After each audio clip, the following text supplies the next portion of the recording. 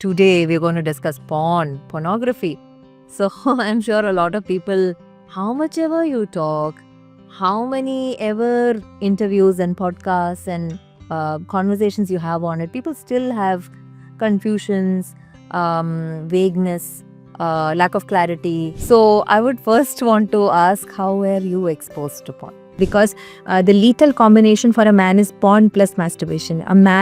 Most men, when they watch porn, they also masturbate. There is this Malayalam movie called Vandanam in which Mohanlal sees his girlfriend naked. So even before checking actual porn sites, hardcore porn, they are seeing the softcore porn material on social media. In my own case, my own kid, and I found him watching porn. I went into the browser history. What are some of the features of mainstream porn? Yeah, the camera angles are in such a way that everything is exaggerated. The penis is like this big penis, and then the vagina is all lubricated, and then the woman is squirting like there is literally a fountain on the bed. But let us just briefly talk about ethical porn. What are the problems that you see in couples or even in men for that matter because of porn consumption? What kind of issues are coming up? I had this female client, sexless couple again, and she says, my husband, for him, porn plus masturbation.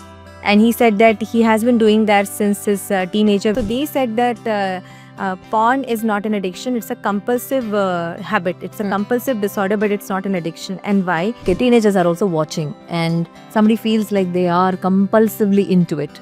Or let's say they themselves feel like they're addicted to it. What all can they do? Men and women are so different when it comes to their arousal. So if you can take some effort to learn what a woman is, what her body is, how her body goes through these phases and stages, and how there are moments when she can be sexually aroused, and how there are moments when she doesn't want it.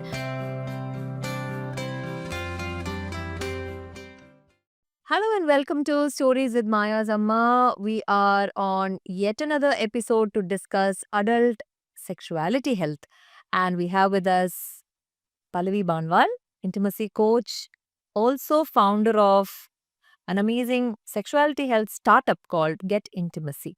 Welcome, Pallavi. Thank you, Swati. The previous discussion on sexless marriages was amazing. Thank you so much for your personal story and all that you added to the content, the topic. It's not too often discussed, right? So thank you so much for that once again. Today we're going to discuss pornography. So I'm sure a lot of people, how much ever you talk, how many ever interviews and podcasts and conversations you have on it, people still have confusions, vagueness, lack of clarity when it comes to how much is okay, whether it's okay, what is not okay, what extent to go, where to stop, the addiction perspective, and so many things are there. I hope to handle maximum perspectives today with you. Let's see, it's an ocean of information out there. So let's do our best today. Yeah, you ready for today's conversation? Yeah. Yeah.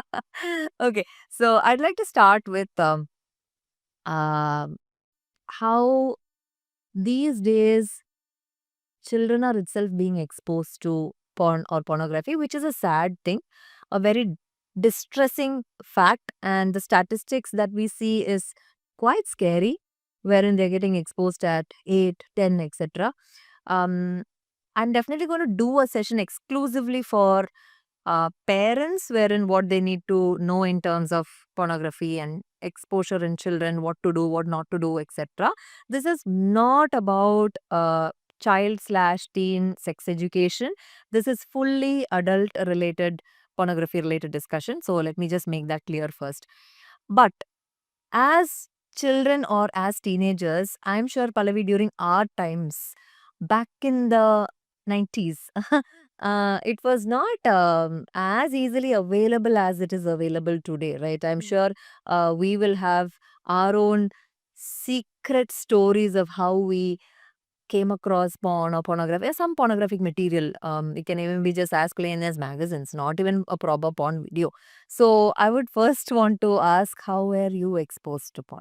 As a child, I was exposed multiple times, and it was not something that I set out for, like to look out for a material, because I did not know in the first place that there exists such a material. There is this such a part of a life, like Yeah. between two people. So I think the first time I discovered was in my father's cupboard. There were a lot of magazines, and I would be curious and just look out at books. And then I found this one particular novel, Hmm. and then I started reading. And then it was a weird story. I mean, sometimes I feel how they create such stories. Like there's this the stories of a girl, and I'm talking about back in 1996. And so there's this girl. She does not have abundant boobs, breast, and someone told her that if you make a baby suck, Mm. then your breast will develop. Mm. And she's looking out for a baby so that she can develop. Please let me do this, huh? Face palm. Okay. Yeah, and there was this other time. There is this another girl. His her brother gets married, and she's quite curious to what is happening in the bedroom. And somehow she gets into that sneak peek, and she finds a little hole where she's peeking into it. And then they describe that there are two. She sees her brother naked, and Oh my God. so those stories, and I'm reading this and in class 8, and suddenly my mom got to know about it that I have such a magazine. I just ran into the bathroom, tore into pieces, and flushed it in the toilet. Okay. So I think those magazines were ridiculous, weirdly portrayed sex magazines. That Somebody's imagination, right? Hmm. yeah, Yeah. I think that's how I I know you. discovered. Okay. Okay. Hmm. For me also it was a similar story. It was a magazine. It was a Debonair magazine. And I talk about it in my sex ed class, how I was shocked. Not just me, all the girls in the class. I mean, we were all reading it together.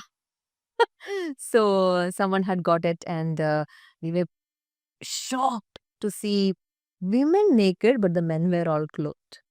Yeah. So then some articles we were reading and certain words we couldn't understand. I think we were in fourth or fifth, I guess, which means what, 10, 11, 11, 12 years. Yeah.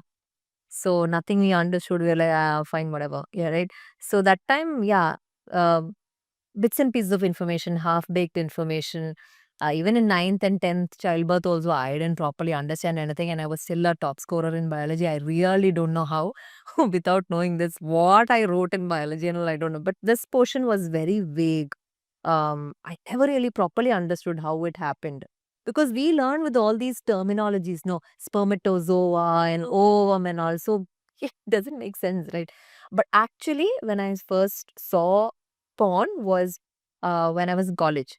So I think second year of college, I was volunteering at an exhibition center. So I used to do a lot of part-time jobs during college. So I wanted to somehow make a little money here and there to support myself, maybe phone bills or all of those things. So little expenses, hostel expenses and all. So I used to do. I mean, I've taken tuitions. I've worked at as a small call center. I've worked at exhibition centers, and yeah, a lot of things I've done. Radio jockeying and so many things. I'll probably do another session on what all I did during my young adulthood, teenage days. Yeah.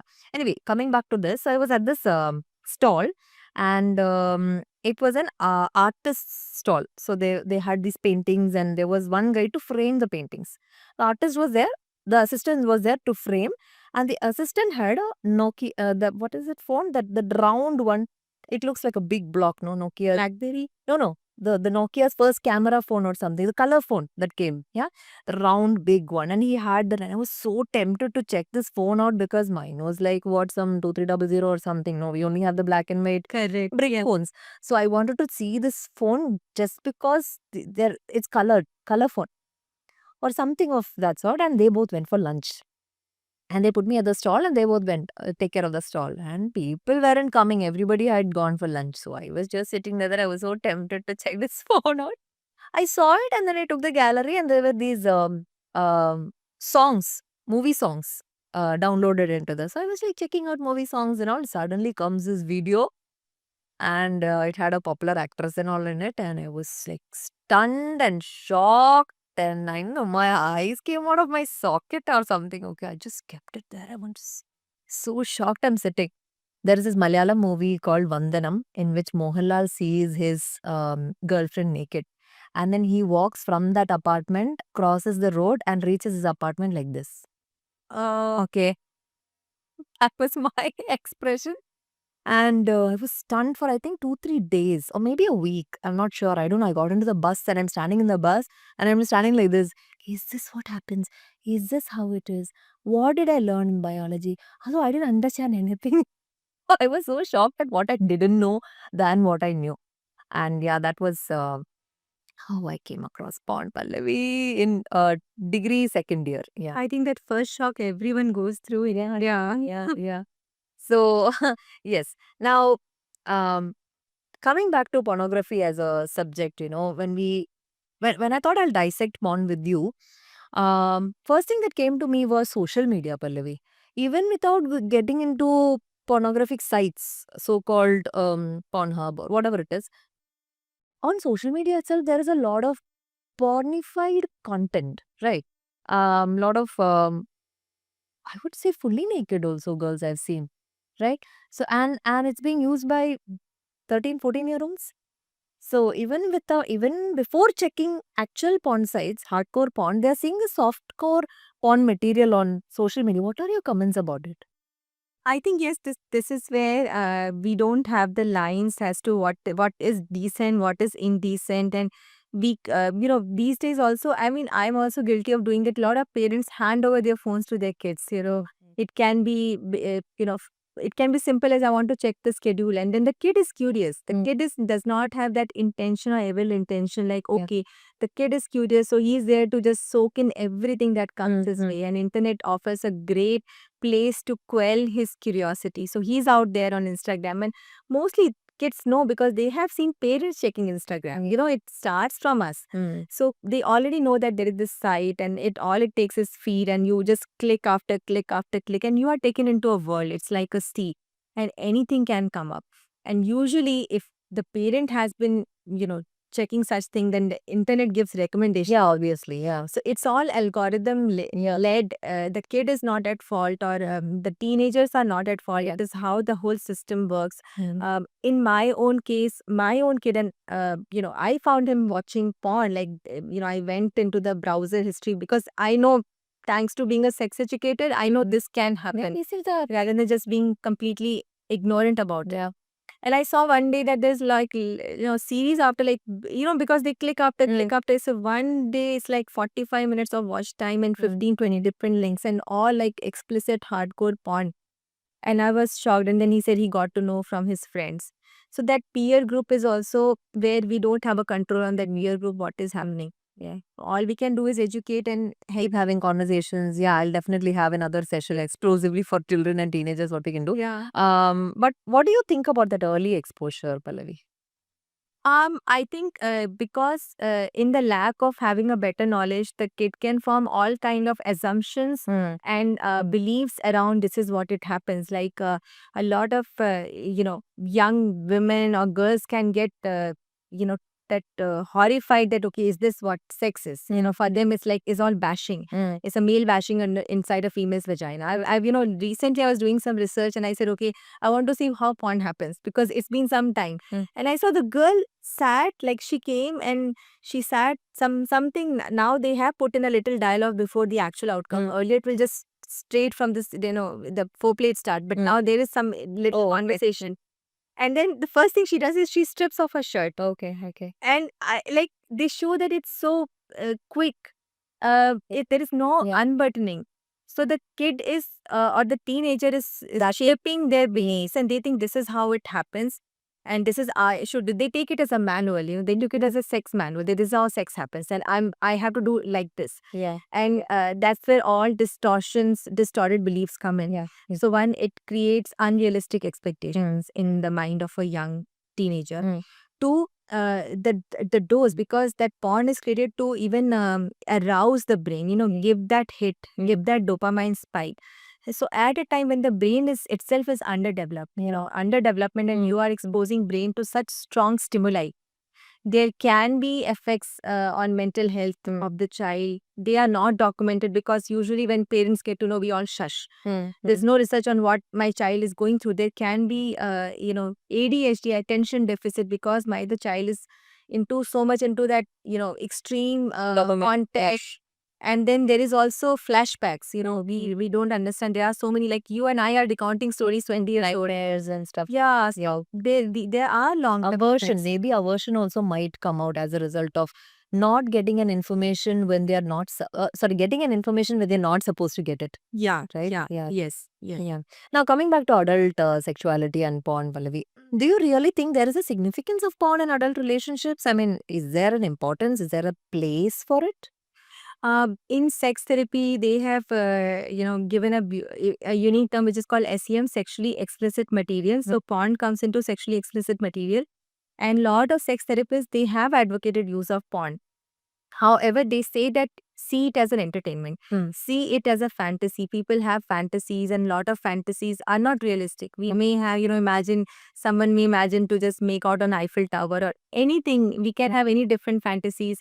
Public sex, people have fantasies about public sex. People have different kinks, fetishes. So just take it in that category, but don't see it as for real. Like this is how the sex happens. So differentiate between porn as a material which is used to stimulate, maybe giving you an extra kick, or sometimes watching. I will not say all kinds of porn, but certain kinds of porn can build up arousal, and that can be good in terms of giving that kick. Like you kickstart a scooter, you can kickstart a sex life by giving that a stimulant. Okay. That itself is not enough, but take it just like that. Yeah. The problem happens when, like, there was this man, I run a community, and he said that why can't a woman be a porn star if the man wants her to be a porn star?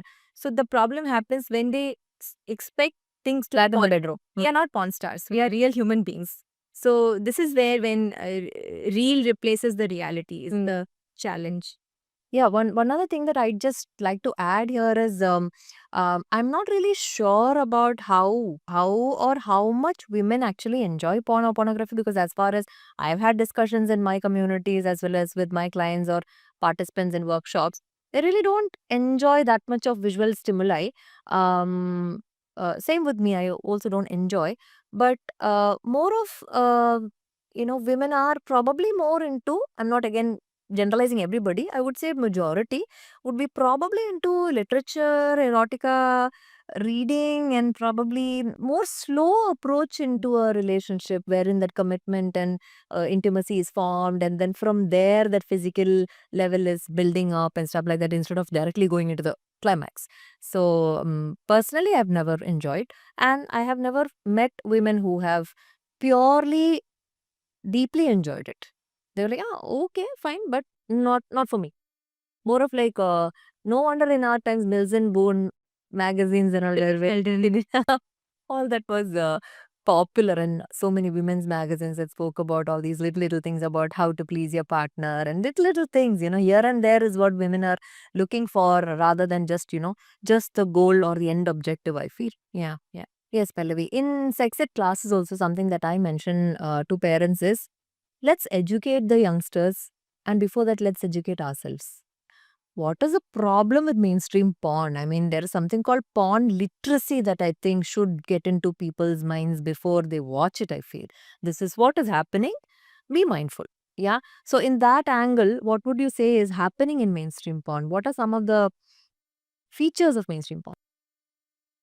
I think apart from the fact that it is used as a sexually arousing material, which is one benefit I can see, is like, however, there are a lot of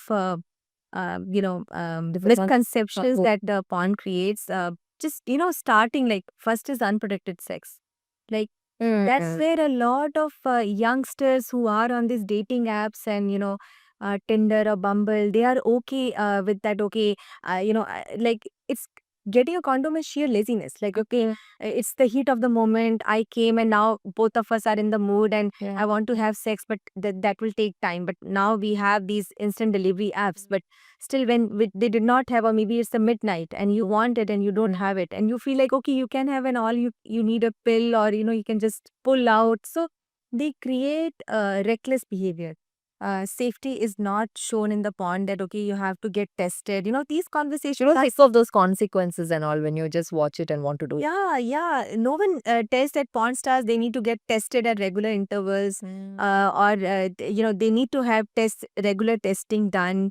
but it's just seen as that okay, you can just have it. Okay. It's So not unprotected sex. Then unprotected sex.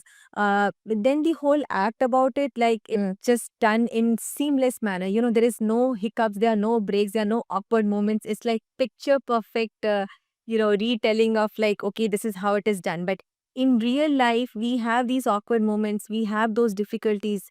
In fact, like, I'll tell you, being a married woman, in terms of it's not like if I'm married and I love my husband, there are sometimes when he touches a certain part of the body and I'm like, no, don't touch here. I don't want to be touched here. Yep. But there is no in the pond. Yes, yes, yeah. It's all yes. So It's like everything is agreed to and all parties agree to everything that is being done, whether it is anal sex, whether it is oral sex, whether it is, intercourse, like again, the unrealistic expectation that success of a sex life depends on how long and how strong intercourse is. okay, okay. So because that's what they do, they put the zoom angle, like if you see, Yeah, the camera angles are in such a way that everything is like exaggerated and the penis is like this big penis, and then the vagina is all lubricated, and then the woman is squirting like there is literally a fountain on the bed. yeah, yeah. So yes, so I would even say unrealistic bodily expectations that uh, vaginas should look this way or vulvas should look this way or penises should look this way. A body generally itself should look this way, hairless and bleached and pink and right. Yeah. I had this young girl, she wrote to me on Instagram on DM and she said that, ma'am, my boyfriend says you have a loose vagina. And she's 22.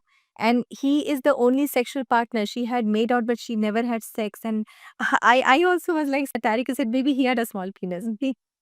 So they again, this concept of loose vagina, like how they even know that vagina is like muscular organ. So they think because in the porn movies they show it's like a compact, there's like a lock and key, it's like just fits enough and it's like all compact, and that's what they say, that tighter a vagina is the more pleasure you get. All these unrealistic expectations. Yeah. I do get a lot of DMs about how my genitals or my inner thighs are very dark and I'm feeling extremely bad about it. Yeah. Probably the set expectations would have come from definitely porn only. Where else, Yeah. right?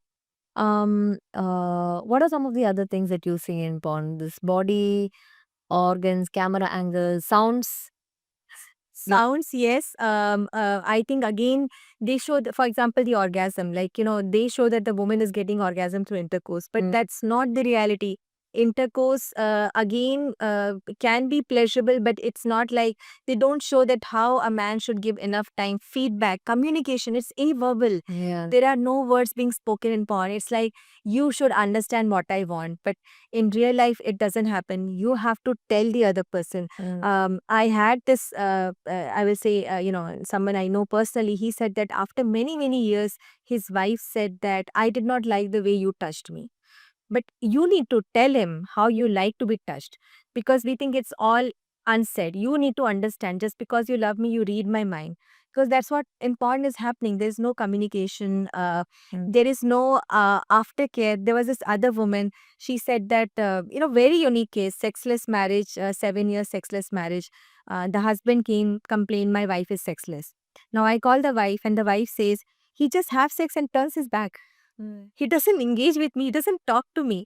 And after that, I again call the husband. I say that you say your wife is not interested in sex. I call the wife. She says you turn your back to against her after having sex and you finish it off and she's unhappy. Why will she want to have sex with you? And then he says, no one told me about aftercare. Oh, okay. Yeah. Simple things like this can become major issues over a period of time. Yeah, I guess. yeah. Yeah.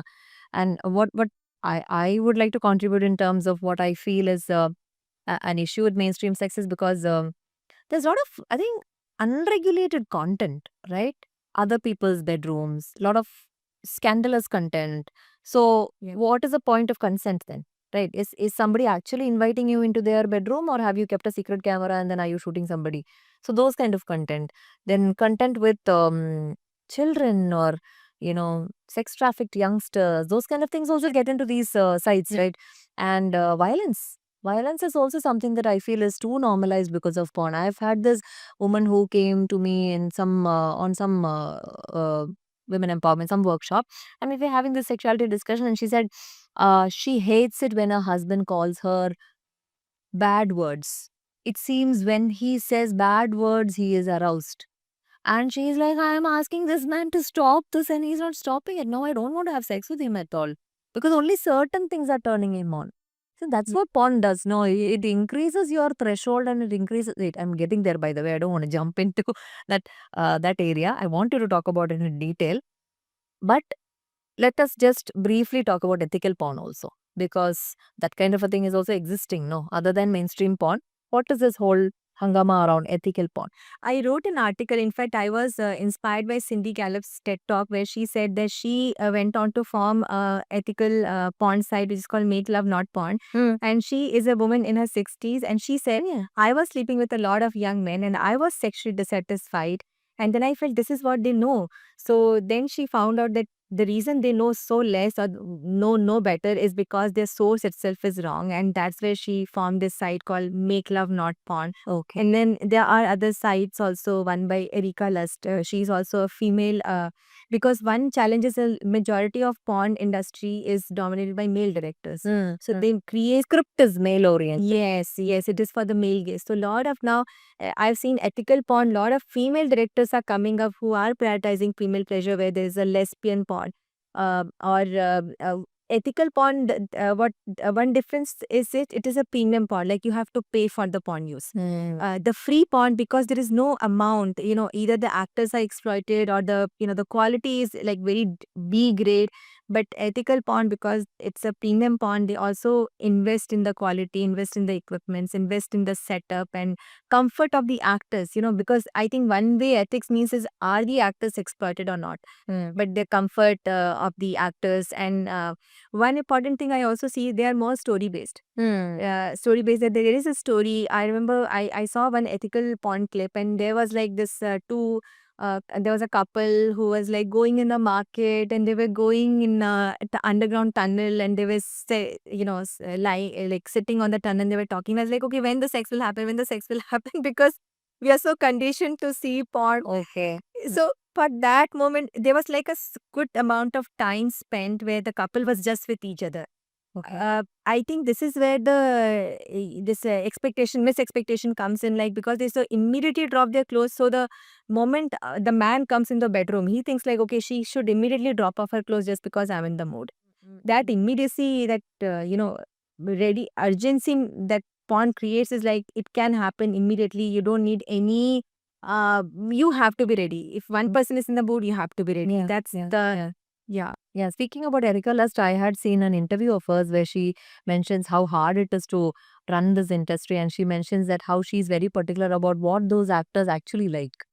So she has a discussion with them on what they actually like, and she makes the video in such a way that it's something that they actually are interested in doing. So something like that I had seen. And water breaks in between, and they are given enough rest, and that is why it is a paid, forum, and that is why many people are not accessing it because it's not free in the first place. All of that. Yeah. Now, okay, mainstream porn, ethical porn, whatever it is, maybe comparatively ethical porn is better in terms of taking things slow or maybe creating a connection between the couple before they actually get to the act. Now, Pallavi, what do you think are the problems of engaging in a lot of porn? If a person is, okay, let's not go into that addiction, this thing. What are the problems that you see in couples or even in men for that matter because of porn consumption? What kind of issues are coming up? The language itself is so violent. I mean, you recall me sending that meme where there's this man who is Yes. sending the joke that I was ready to bash her when she said, "Do you love me?" And then he showed this, Apple and apple drooping. And I looked on the word bashing because I know bashing, but I looked on, and the bashing in dictionary means violence, breaking something into pieces. So bashing the vagina, that word bash means that your vagina is a tender, delicate, soft organ. And then that's where a lot of women who go through vaginismus, they are scared by this bashing stories that he is going to pound me, bash me. Bond is like all that, the violence that they show. It's not, there is just one form of sex, which is like, and that also they take it to very extreme levels. So I think that's one challenge that I see is in the level of violence that they show in porn. Aggression, power imbalance where the man is leading, and when they show like, very even like the woman is like, sucking the dick, like she's like just at it for like, with all the vigor, and it's like it looks like really, it doesn't look like she's enjoying, but she's performing. And in real life, if I don't have that kind of a strength, then I feel like, okay, I have to do it. And uh, there is no, I will say, build up. It's just one things happen one after the other. So I remember there was this one man, and he was like, I see this problem with a lot of men, because they are so obsessed about the penis size, and they ask me, where can I get supplements? How can I last longer? There was this one man, he said, how can I last for half an hour? Okay. Half an hour, like 30 minutes. Like, okay, she will pass off. She'll pass out. Like, so they think that intercourse. So when men ask me how to last longer, what they mean is how to increase the intercourse timing. They don't see how to last longer means how to Whether she even wants it. Right? yeah, they assume that this is what. And also on the contrary, the men who are blessed with big penises and lasting longer, they are so laid back, and they think, I have got this, so I am the man. I am the real ideal masculine, because I can last for so long. So they get into that complacency, that because I have a big dick and my dick can last for hours or half an hour, I don't need to do anything else. Okay. That's really sad. Um, for me, I think the only thing that I'd like to mention in this is how women have reported that they didn't want to be slapped, they didn't want to be spanked, but their partners are so hell bent on doing it. Or how basically, that same dopamine point is only coming back to me again, wherein already they are satisfied and the dopamine has been there for some time, or the level is this because of porn. Now, with the woman, when they start from scratch, the level starts from here ideally, but it's already here.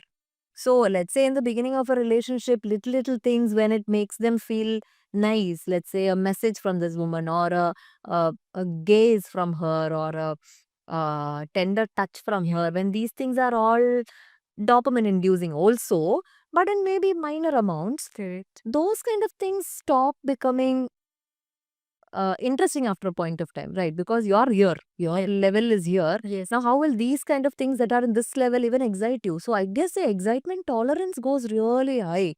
And today we are also seeing a lot of men wherein they are finding it difficult to talk to a girl. They don't know what to talk. They don't know how to charm her. I mean, the whole art of charming and seducing has completely gone, because they are, enjoying this whole thing with the set of girls in their, pornified brain. When they watch porn, suddenly one girl, I have to excite her, I have to charm her, I have to say something nice, I have to appreciate her, I have to get her. So, it's, I think the effort and energy that is required to build a relationship is gone, Yes. because some other kind of satisfaction is happening on one end. They don't know what to do with this now. Yeah, I think because same like smoking, drinking, the threshold just goes up, and they are not able to build last. I don't think they're able to build that level of intimacy with the partner, is something that I'm also seeing. Yeah, and they see it as a coping mechanism. Also, a lot of men. I had this female client, sexless couple again, and she says, my husband, for him, porn plus masturbation. And he said that he has been doing that since his teenager, because he grew up with his father passed away and his mother was emotionally unavailable. And he said that was the only way I could soothe myself down. Right. So he was using porn plus masturbation, and he said, he confessed that as an adult, I still have that soothing mechanism. So when he would go into fights with his wife, or the wife is not ready for sex, all he goes is go back to his usual routine, which is porn plus masturbation. Emotional regulation. Yeah. Yeah. And what all we do for emotional regulation, right, Pallavi? What all are we learning and reading and trying hard? And this is one shortcut to emotional regulation. I think that way it becomes very unhealthy, right? Talking about unhealthy porn watching, porn consumption. What about addiction? Yes, addiction again. This is something useful. I will quote Doctor. There is a sex therapist. There is a sex therapist. So he said that the problem is not watching porn, because that's why, what, in the DSM, ASECT. ASECT is a body which is like, which is the sex therapy Courses and all. yeah, Yeah. courses in US. So they said that porn is not an addiction; it's a compulsive habit. It's a Mm. compulsive disorder, but it's not an addiction. And why? Because unlike other substances, alcohol, smoking, it's natural. Mm. You're not taking in something external; Mm. it is internal. Mm. So they said that it is not qualified as addiction because it's natural. We are supposed to like sex. We are supposed to enjoy sex. So how can it be an addiction? Mm. So where is the problem? The problem is if you are using this as a coping mechanism to soothe something else, which is what is the underlying feeling? What is the below the water feeling? It can be like the person has low self-esteem and he's using porn to feel better, or the person is lonely. The person is going through boredom, loneliness, boredom, low self-esteem, low self-worth. If you are using porn to feel better about those situations, so porn That is is when it becomes a Hmm. problem. Yes. So, what the therapy or the counseling involves is finding out what is the underlying reason behind the porn itself is not a problem. Mm. The problem is the hidden problem that needs to be brought out, addressed, and fixed. Mm. And even in general addiction also, we generally also psychologists, when we talk about it, we say that it's running away from pain. Running away from pain, running away from shame, running away from guilt, running away from grief. Yes. So that way only people actually get into some sort of addictive behavior. So that way also this makes sense. They are running away from something by using this. Yes. Yeah. Yeah. I mean, there was this psychiatrist, Dr. Alok Kanodia, who had mentioned in an interview that the most searched phrase when it comes to porn is how to quit porn. So just because a massive number of people are going through it, only they would have searched it, right? Maybe that's why it's the most searched phrase, I would say. And he also had mentioned about um, the big brother issue. Whenever in a family, when there is a bigger brother and he has been used to it in his, let's say, mid teenage or late teenage, the younger brother who is even more, let's say, smaller compared to him, he gets into it much earlier. And Dr. Lok mentions about how that early exposure is a huge factor why people have gotten into it, because that dopamine sort of that pathway sort of sets very early when the brain is developing itself. Oh, this is very pleasurable, this is very nice, it's making me forget about a lot of things, and I'm pulled into it, and I don't have to take any effort of luring a girl or yeah, anything. This is just getting it out for me, right? So Pallavi, maybe they are into it for boredom, maybe they are into it because they don't seem to have any other purpose. They are fully lured into it because the industry is doing whatever is needed to bring everybody inside. From softcore porn, they are getting into hardcore porn. Even on social media, it's there. So let's say, okay, teenagers are also watching, and somebody feels like they are compulsively into it, or let's say they themselves feel like they are addicted to it. What all can they do? How can they manage the situation? First thing is understanding how deep they are into porn. Okay, so again, porn behaviors can be from mild behaviors, mild, because what I see is a lot of men, if you have watched porn for once, you again feel that okay, I'm addicted to porn, because then it's supposed to be not watched. So a lot of men get into that am I addicted to it, or am I just watching it for? So you need to first differentiate how deep you are into porn.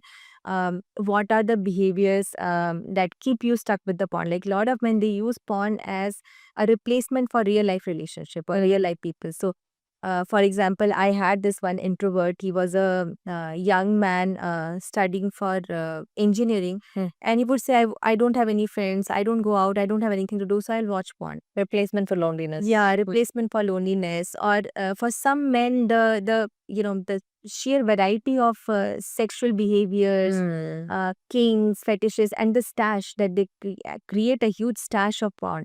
So that keeps them hooked in terms of giving them the variety, or other distressful feelings as an escape for other distressful feelings, because the lethal combination for a man is porn plus masturbation. Most men, when they watch porn, they also masturbate, so it gives them that high and they get that orgasm. So that orgasm is a temporary soother, so they feel like it's released. So we help them see other behaviors where you are using porn to fill this. What else can you use? And also the cost, like it's very important to understand the cost, the consequence. What are the consequences you can land into? Like you said, they can land into a relationship where they cannot relate to a real human being because they are so used to porn. I love that it's a sex with a screen. So you are having sexual, you are getting sexually intimate with a screen, you are getting sexually intimate with virtual models, they are like virtual figures, they are not in the here and now. So then that affects your ability to form real intimate relationships. Okay. So helping them understand the cost they will pay, the moral conflict, the value conflict, because again, to hide and to lie, it creates an internal conflict. Also, helping them understand that helps. Right, right, right. So, approximately how long do you think it'll take a person who, let's say, he calls himself an addict, if he puts his mind into it and his soul into that, process of getting out of it? How long have you seen people take to come out of it? I have seen, because it differs from person to person also. However, we can say that, again, anything between 5 to 7 sessions is a good start time for them to understand. And then it is also, see, the problem is the pattern that brain has got into. Brain has created a pattern, and now you have to create a new pattern, Yeah. which takes time. So it's like just like building a new muscle. You have to now build a new muscle, which means it takes follow up, it takes commitment. So there is an ongoing, even after the sessions get over, there is a period where there can be a relapse. Yeah. So that we need to help them understand, and then they can come back, and giving them those tools where they can self manage themselves in case of a bout comes. Because you go through, like this man, he said that I got over this, but then my problems with wife started. I went back to my childhood soothing mechanism, which was porn plus Okay, masturbation. okay. Yeah. Yeah, I know it'll definitely take time depending on the individual, but I just thought I'll give some hope to people who are watching, Yeah, especially if yeah. young boys are watching, or young men are watching, or any man for that matter of any age. If he's in this issue, then I think there is hope, right? Of course. So yet another bomb conversation. Pallavi, thank you so much for sharing so many things so openly. I'm sure it could have helped a lot of people, especially men, to get some clarity about their porn usage. And personally, what I feel I should say as a closing note is men and women are so different when it comes to their arousal. So, if you can take some effort to learn what a woman is, what her body is, how her body goes through these phases and stages, and how there are moments when she can be sexually aroused, and how there are moments when she doesn't want it, and you're dealing with a real human being there. It's not a character on a screen. So, if you can just explore more about tantra or conscious sex, I want to ask you about it in the next conversation. Yeah, let's pause it here. But yeah, those kind of concepts, if you can take some effort to read through, educate yourself, I think you can also have a beautiful relationship with a real live in flesh woman who can actually satisfy you, and you can satisfy her if you come out of that sex with a screen sort of thing. Yeah. And I also personally like to compare sex and anything related to sexuality with food, Pallavi. So what I feel is, instead of learning about cooking from MasterChef, because if you see MasterChef, most of the items you can't make. Okay, it'll be like bubbles coming out from the cake, and smoke coming up from a bottle of fluid. I mean, you'll be like, where is it coming from? What is happening, right? So that sort of gourmet cooking process, if you watch and if you learn cooking from there, I mean, you won't be able to make basic curd rice and basic biryani at the end of the day. So, um, porn as a tool to learn about sex is the worst thing ever. It's like, one other example that I regularly use is watching lot of karate, Jackie Chan movies, and then thinking that you are a karate master. Right. So do not use it as a way to learn about sex. And this is a time that we can again and again and again repeat the importance of sex education, how important it is to educate youngsters about the ill effects of porn, the addictive tendencies of porn, how you have to do other forms of emotional regulation. That is one big reason why we keep focusing on gentle and respectful parenting practices, where we can teach our young girls and boys how to soothe themselves emotionally, or their anger, their frustration, whatever they're going through, by themselves without anybody's help, any extra help. So I guess if all these things are evaluated, we'll not end up in these kind of situations. And at the end of the day, it's all about regulation. So regulate your usage as much as possible, or even if you want to stay away from it, stay away from it, because MasterChef is not the way to learn basic cooking. So thank you once again, Pallavi. Thank you so much, all of you, for watching. I'm sending you a lot of hugs and a lot of healing vibes, especially for those who are going through this issue. It'll all get sorted. Thank you so much for watching. See you all in the next episode.